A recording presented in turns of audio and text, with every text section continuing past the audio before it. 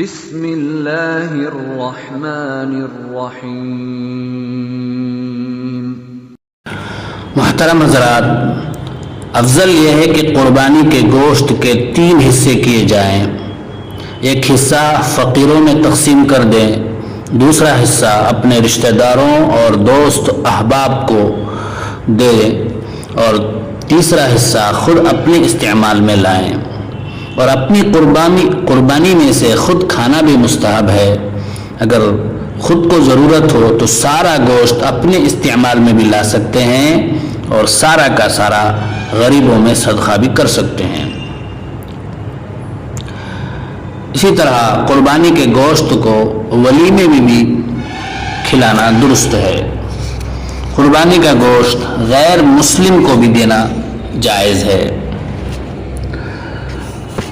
قربانی کا گوشت فروخت کرنا، بیچنا جائز ہے کہ نہیں؟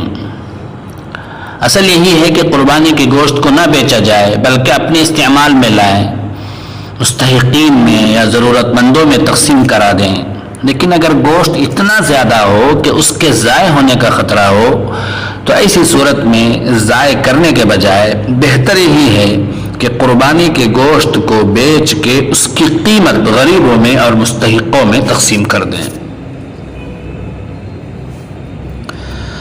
قربانی کی کھال کے بارے میں بھی بہتر یہی ہے کہ قربانی کی کھال صدقہ میں دے دی جائے۔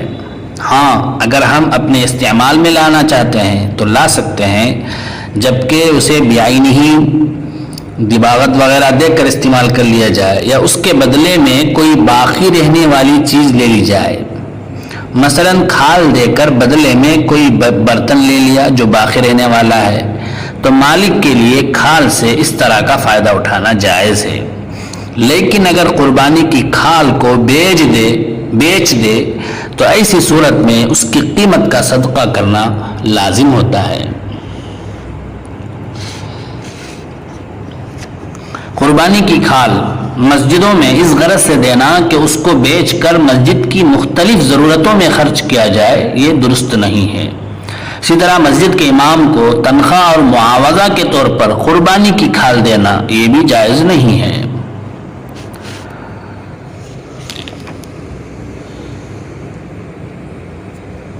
قربانی کی کھال بیعینہ ہی کسی کو بھی ہدیہ دے سکتے ہیں، اس میں فقیر یا مالدار کی کوئی تخصیص نہیں ہے۔